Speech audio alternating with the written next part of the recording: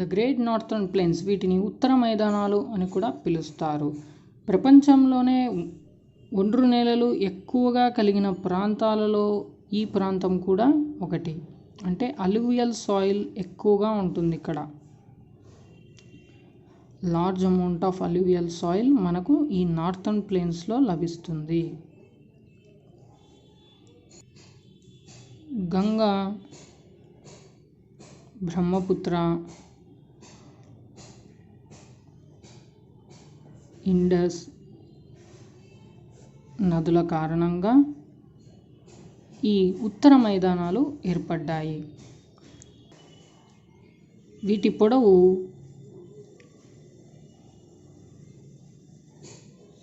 2400 kilometres, వెడల్పు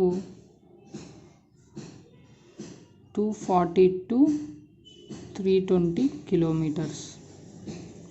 2400 kilometres పొడవును 240 to 320 kilometres వెడల్పును కలిగి ఉన్నాయి ఈ ఉత్తర మైదానాలు. ఓవరాల్గా దీని వైశాల్యం వచ్చేసి 7 లక్షల చదరపు కిలోమీటర్లు, 7 lakhs స్క్వేర్ కిలోమీటర్స్ కలిగి ఉంటాయి. Himalayan reverse and Vindhya reverse కారణంగా ఇవి చాలా సారవంతమైన నేలలను ఏర్పరుస్తాయి. Himalayas and Vindhya reverse, Himalayan and Vindhya reverse ప్రవాహాల కారణంగా ఈ ఉత్తర మైదానాలు ఏర్పడతాయి. ఇవి చాలా సారవంతమైన నేలలు. ఇక్కడ వాటర్ ఫెసిలిటీ చాలా బాగా ఉంటుంది. అంటే నీటి సదుపాయం చాలా సౌకర్యవంతంగా ఉంటుంది ఈ ఉత్తర మైదానాలలో. సో దీని ద్వారా వ్యవసాయానికి మన భారతదేశంలోనే అత్యంత అనుకూలమైన ప్రాంతం ఈ ఉత్తర మైదానాలు అని చెప్పుకోవచ్చు.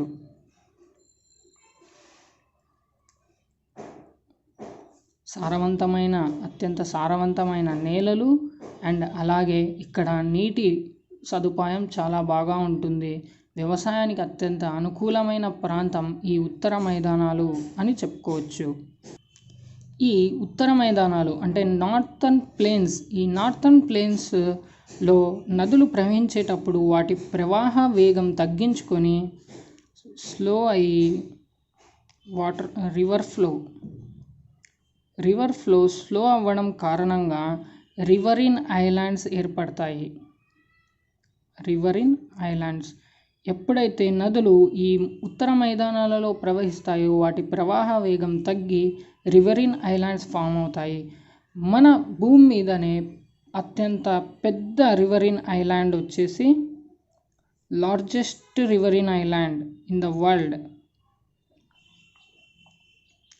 Largest riverine island in the world వచ్చేసి మజులి. ఇది మన ఇండియాలో బ్రహ్మపుత్ర రివర్లో ఏర్పడింది.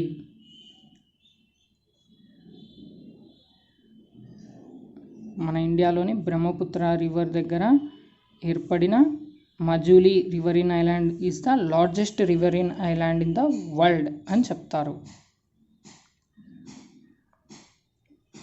పెనిన్సులర్ ప్లాట్యూ, ద్వీపకల్ప పీఠభూమి. పీఠభూమి అంటే మైదానాల కంటే కొంత ఎత్తులో ఉన్న భూభాగాన్నే పీఠభూమి అని పిలుస్తారు.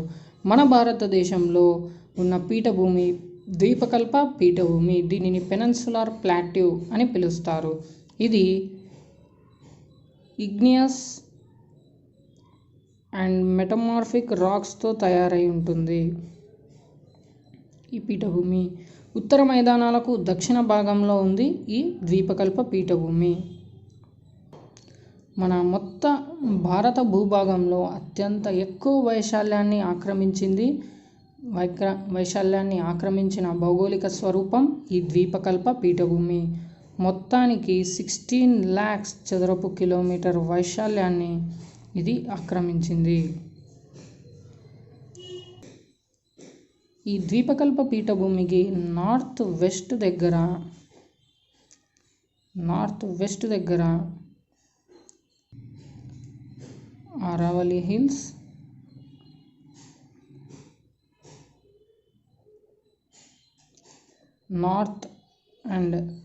నార్త్ ఈస్ట్ దగ్గర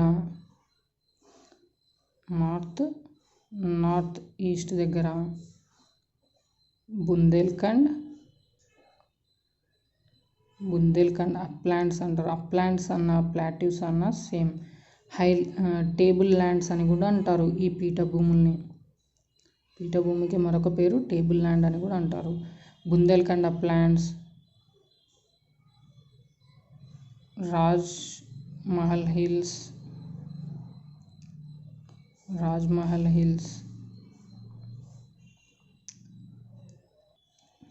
కైమూర్ హిల్స్ సరిహద్దులుగా కలిగి ఉంది ద్వీపకల్ప పీఠభూమి.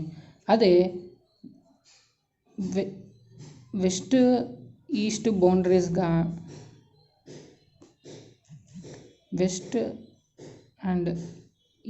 బౌండరీస్గా వెస్టర్న్ ఘాట్స్ని, ఈస్టర్న్ ఘాట్స్ని కలిగి ఉంది. Western Ghats and eastern Ghats తూర్పు పడమర సరిహద్దులుగా ఇవి కలిగి ఉన్నాయి మన ద్వీపకల్ప పీఠభూమికి. మన ద్వీపకల్ప పీఠభూమిలో సౌత్ ఆఫ్ వింధ్యాస్ అంటే వింధ్యా పర్వతాలకు, వింధ్యా శ్రేణులకు దక్షిణంగా కొన్ని నదులు ప్రవహిస్తాయి.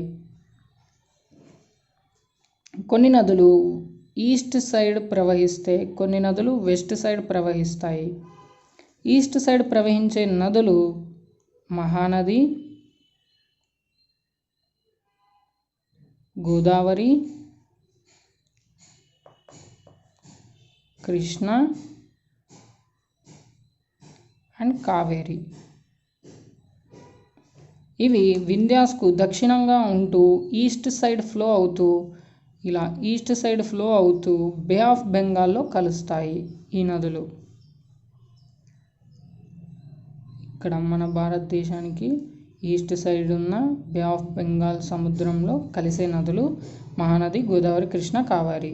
అలా కాకుండా వింధ్యాస్కు దక్షిణంగా ఉంటూ వెస్ట్ సైడ్ ఫ్లో అయ్యే నదులు నర్మదా అండ్ తపతి. ఇవి అరేబియా సముద్రంలో కలుస్తాయి. పడమరన ఉన్న అరేబియా సముద్రంలో కలుస్తాయి నర్మదా అండ్ తపతి. నర్మదా నది ద్వీపకల్ప పీఠభూమిని సమాన భాగాలుగా విభజిస్తుంది.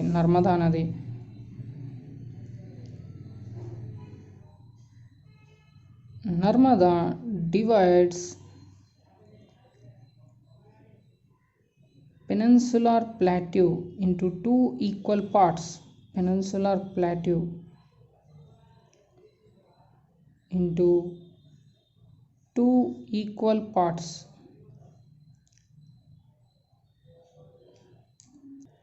అంటే పెనిన్సులార్ ప్లాట్యూ ఏదైతే ఉందో మన భారతదేశంలో, దీనిని నర్మదా నది 2 ఈక్వల్ పార్ట్స్గా డివైడ్ చేస్తుంది. ఏ నది? నర్మదా నది, నర్మదా రివర్. నార్థన్ పార్ట్ని మాల్వా ప్లాట్యూ అని, సదరన్ పార్ట్ని డక్కన్ ప్లాట్యూ అని పిలుస్తారు.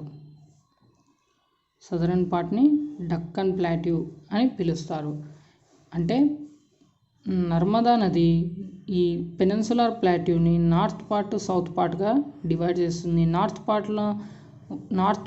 పార్ట్లో ఉన్న పీఠభూమిని మాల్వా పీఠభూమి అని, కింద సౌత్లో ఉన్న పీఠభూమిని దక్కన్ పీఠభూమి అని పిలుస్తారు. ఈ పెనిన్సులార్ ప్లాట్యూలో అత్యంత ఎత్తైన ప్రదేశం వచ్చేసి 600 మీటర్స్ హైట్లో ఉంది. హైయెస్ట్ ల్యాండ్ అంటే ఈ పీఠభూమిలో అత్యంత ఎత్తైన ప్రదేశం 600 మీటర్స్ హైట్లో ఉంది. హైయెస్ట్ పీక్ వచ్చేసి ఇక్కడ ఉన్న హైయెస్ట్ పీక్, ఈ పెనిన్సులార్ ప్లాట్యూలోనే హైయెస్ట్ పీక్ ఏది అంటే అనైముడి. ఇది అన్నమలై హిల్స్లో ఉంటుంది.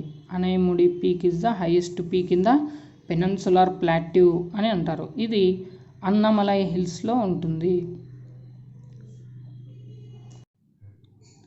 నర్మదా నది కారణంగా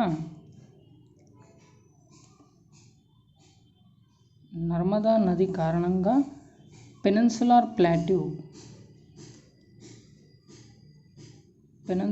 ప్లాట్యూ ద్వీపకల్ప పీఠభూమి 2 భాగాలుగా విభజించబడింది అని చెప్పాను. అందులో ఉత్తర భాగాన్ని సెంట్రల్ హైలాండ్స్ అని పిలుస్తారు. దాని గురించి ఇప్పుడు మనం తెలుసుకుందాం. సెంట్రల్ హైలాండ్స్లో వెస్ట్ సైడ్ మనకు ఆరావళి పర్వతాలు ఉంటాయి. ఆరావళి రేంజ్ పర్వత శ్రేణులు ఉంటాయి. ఈ ఆరావళి రేంజ్ మనకు గుజరాత్ నుంచి రాజస్థాన్ మీదుగా ఢిల్లీ వరకు 700 కిలోమీటర్స్ వ్యాపించి ఉన్నాయి. ఈ అరావళి పర్వత శ్రేణులలో అత్యంత ఎత్తైన పర్వతం ఏది అంటే highest peak in Aravalli mountains ఏది అంటే Guru Shikhar is the highest mountain in Aravalli range. మనం అలాగే ఈ వెస్ట్ సైడ్ సెంట్రల్ హైలాండ్స్లో వెస్ట్ సైడ్ మనం ఆరావళి రేంజ్తో పాటు మాల్వా ప్లాట్యూని కూడా అబ్జర్వ్ చేయొచ్చు. మాల్వా ప్లాట్యూ, ఇక్కడ మనకు మాల్వా ప్లాట్యూ లభిస్తుంది. ఈ మాల్వా ప్లాట్యూలో చంబల్, బెత్వా, కేన్ నదులు ప్రవహిస్తూ ఈ 3 నదులు యమునా నదిలో కలుస్తాయి. మాల్వా ప్లాట్యూ మీదుగా చంబల్, బెత్వా, కేన్ నదులు ప్రవహిస్తూ ఇవి యమునా నదిలో కలుస్తాయి. మాల్వా ప్లాట్యూకి మనం తూర్పున వెళ్తే ఈస్ట్ ఆఫ్ మాల్వా ప్లాట్యూ, మనం మాల్వా ప్లాట్యూ నుంచి ఈస్ట్ సైడ్ మూవ్ అవుతే మనకు బుందేల్ఖండ్ అప్లాండ్స్, బాగేల్ఖండ్ అప్లాండ్స్ కనిపిస్తాయి. బాగేల్ఖండ్ అప్లాండ్స్ కనిపిస్తాయి. ఇవి ఈ సెంట్రల్ హైలాండ్స్లోనే ఉంటాయి. మనం ఈ సెంట్రల్ హైలాండ్స్లో నార్త్ ఈస్ట్ సైడ్ వెళ్తే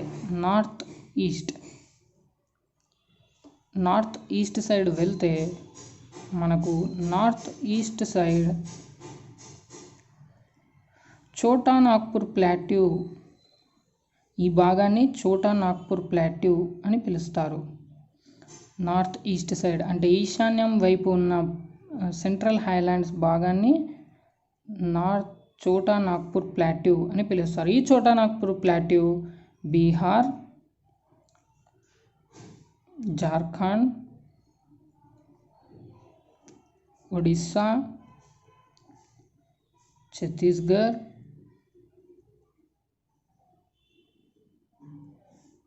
వెస్ట్ బెంగాల్ రాష్ట్రాలను ఆక్రమించి ఉంది. ఇందులో ఎక్కువగా మనకు ఈ చోటా నాగ్పూర్ ప్లాట్యూలో హైయెస్ట్ మినరల్ రిసోర్సెస్ ఉన్నాయి. అవి ఏవి అంటే ఐరన్ ఓర్, కోల్.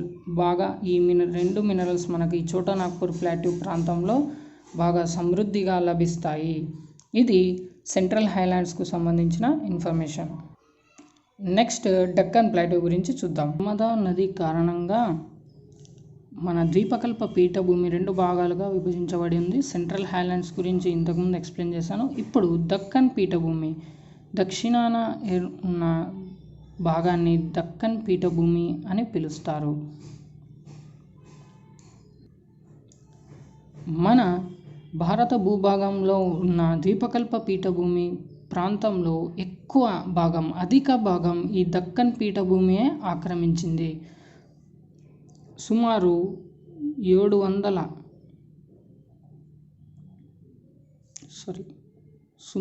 7 లక్షల స్క్వేర్ కిలోమీటర్స్ ఏరియాని ఇది ఆక్రమించింది. ఇది ట్రయాంగిల్ షేప్లో ఉంటుంది, త్రికోణ ఆకారంలో ఉంటుంది. ఈ దక్కన్ పీఠభూమి ట్రయాంగులర్ షేప్లో ఉంటుంది. ఈ దక్కన్ పీఠభూమికి వెస్ట్ సైడ్ వెస్టర్న్ ఘాట్స్ ఉంటాయి.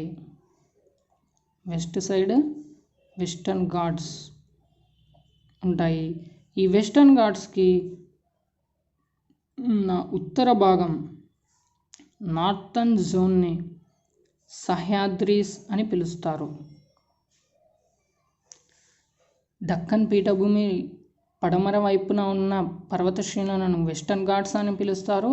ఈ వెస్టర్న్ ఘాట్స్లో ఉన్న నార్థర్న్ జోన్ని సహ్యాద్రీస్ అని పిలుస్తారు. సహ్యాద్రి పర్వతాలు నార్త్ నుంచి సౌత్కి వస్తూ ఉంటే వాటి ఎత్తు ఇంక్రీజ్ అవుతుంది. Height of Sahyadris increases from north to south.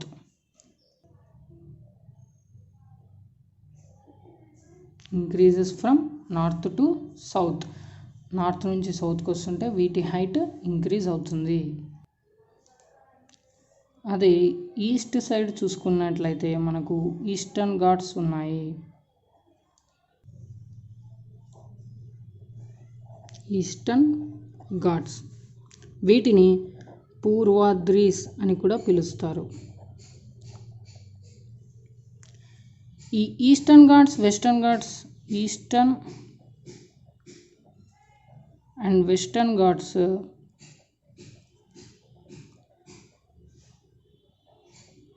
Nilgiri hills దగ్గర కలుస్తాయి. నీలగిరి హిల్స్ దగ్గర మీట్ అవుతూ అక్కడ కర్ణాటక, తమిళనాడుకు బార్డర్ లాగా ఈ వెస్టర్న్ ఘాట్స్, ఈస్టర్న్ ఘాట్స్ ఏర్పడతాయి. కర్ణాటక అండ్ తమిళనాడు రాష్ట్రాల మధ్యలో ఒక బార్డర్ లాగా ఇవి ఏర్పడతాయి. ఇవి కలుస్తున్న ప్రాంతం ఒక బార్డర్ లాగా ఏర్పడుతుంది. ఇవి నీలగిరి హిల్స్ దగ్గర ఈ వెస్టర్న్ ఘాట్స్, ఈస్టర్న్ ఘాట్స్ కలుస్తాయి.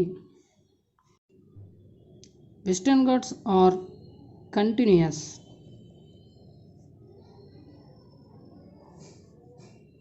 Eastern Ghats are not continuous.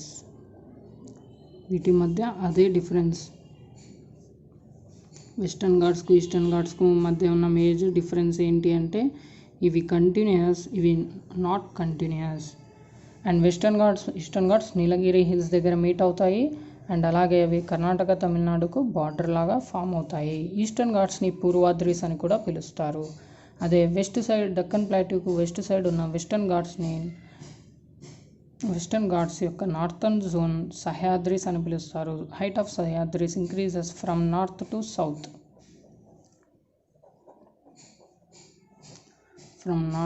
South. ఇవి దక్కన్ పీఠభూమికి సంబంధించిన ముఖ్యమైన విషయాలు.